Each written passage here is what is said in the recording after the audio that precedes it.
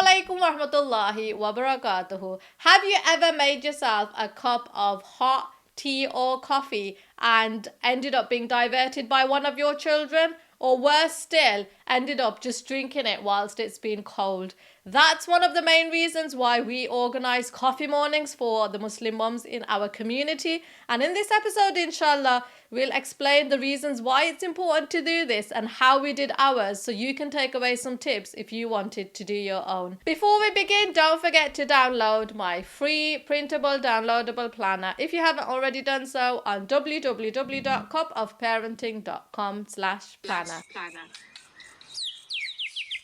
So before I start the event itself, I always love when I'm outside my house just to take a few moments to reflect on ponder, subhanallah, because we don't do that enough.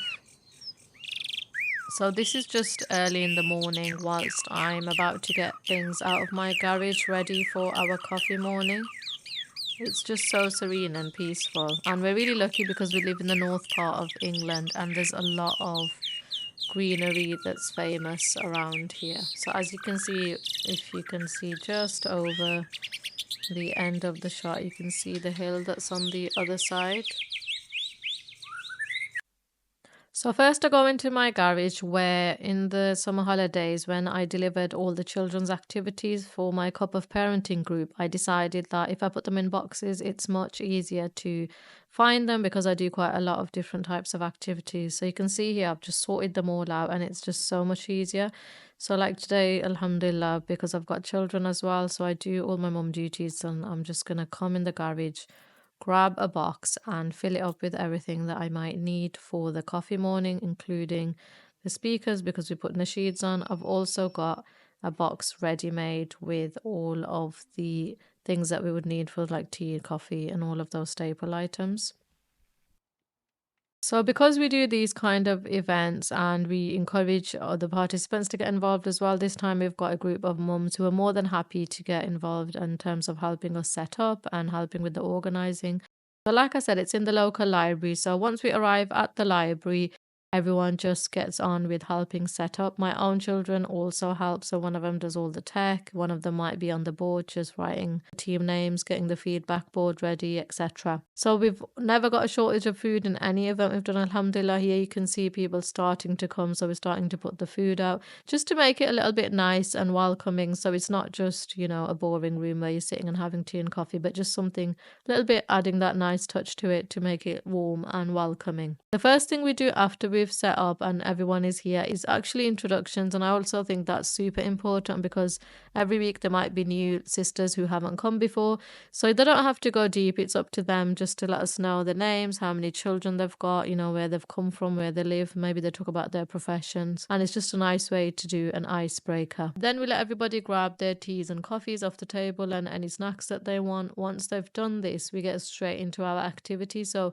this week, the sister who helped me organize it has got a really good game that she's bought. So you see, she's got a game called the Food Taste Challenge. Got all these different food items like tomato ketchup and butter, etc. Lots of different sauces. And she's asked the groups to get into team of. Once we've got our teams ready, everyone's just sent one volunteer each to sit on these chairs. Just put blindfolds on them just to make it a bit more real. And they're taking it in turns to have a little taste and to see what it is. Let's see how participant one gets on. Garlic meal. Yeah, well done, garlic mayo. So you can see there participant one did really well. She got it straight away, and that team actually did well and went on to win the game. So you'd be really surprised how many of the everyday items people didn't get just because you couldn't see them. And subhanAllah, like for example, strawberry jam, which is my absolute favorite, and I thought that would be really easy, but the lady didn't guess that one. Pasta sauce was also another one that was really tricky, but some of the ladies did really well and, really thought about what flavors they could taste and got it straight away. And it was just a really light-hearted way to just spend the half an hour that we do the game for.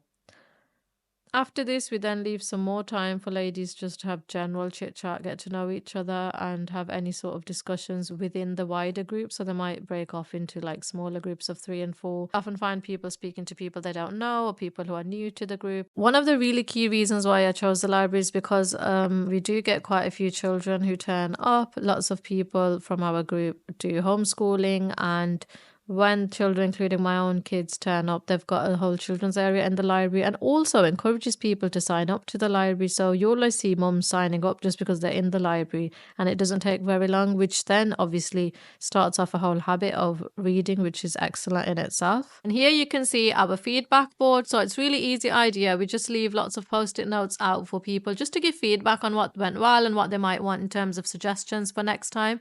And it's a really nice visual where you take a quick photo and keep it so you can refer back to it for future events. Once we've finished, the volunteers help us pack up. And like I said, because they're always keen to get involved because they like the quality of the activities and they appreciate that we're doing these activities, you'll always find a couple of people who jump up to help you tidy up as well and to help you set up, alhamdulillah. So we've never had a shortage of people. One of the reasons coffee mornings are important is because of that social support and connections. Lots of the mums and ladies tell me that they feel quite isolated, especially in these cold winter months that we're approaching now in the UK, where it might be that you spend a majority of the time at home and you start to feel a bit lonely and isolated. So it's a really good way to get yourselves out of the house and into a nice environment where there are fellow Muslim sisters and you can just relax and socialize. Another key reason is because we get so bogged up into our everyday busy routines that it's nice to take that active step out of your house into another place where you can sit down and enjoy your coffee, your tea, your biscuits, and just have a chance to think with and speak to other like-minded people. And one of the biggest things, at least for myself, and I hear this from other people as well, is it's nice, especially when you're with your children all day, every day, to be able to just have a conversation with another adult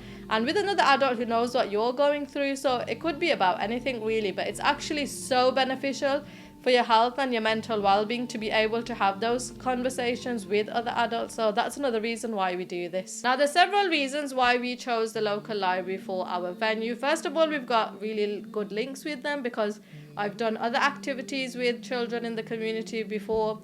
Second of all, it's a public place, so it's accessible for everybody to get to. So it's really important when you think about your venue to make sure that it's somewhere where everybody can go, somewhere where it's safe, somewhere where it's easy to get to. And actually it's really warm, and the reason why this point is important is because I've used other venues before. They've been quite cold, so it's not quite the same vibe, is it, when you want to sit down and relax and have a cuppa, that if it's going to end up being cold. So I made sure it was somewhere where it was nice and bright and warm, and not a space that was too huge, because we've done events in halls and stuff before, but those are way too big for something that you want to be somewhere where you want to have that level of intimacy and, you know, gathering like you would do in your own house, in your living room or your front room when you have friends over. Another reason by doing it in the library, alhamdulillah, is because they're not actually Muslims themselves, you know, the staff who work there, but I always say to people that it's actually a form of dawah itself, the way you conduct yourself. So they see and they know that we use that place regularly, that we do these kind of events, and, you know, we always offer them some food and drink as well.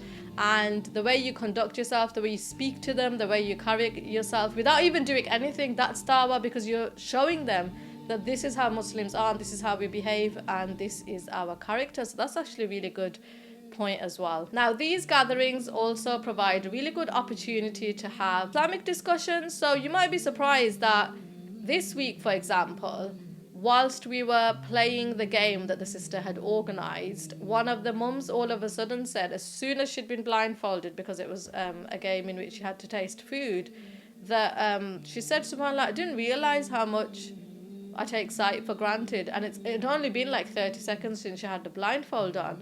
So that then led into a really nice discussion about just appreciating that we all had sight, because without it, those ladies suddenly felt a little bit anxious, a little bit like, oh my God, what's going on, what's happening, and, you know, I can't see, and there's other people here. So, you know, that sense of anxiety that kicks in. And even though that was absolutely not the purpose of the game, it's good because we had that discussion. And then that also led on to another discussion about how you use all your senses when it comes to things like food.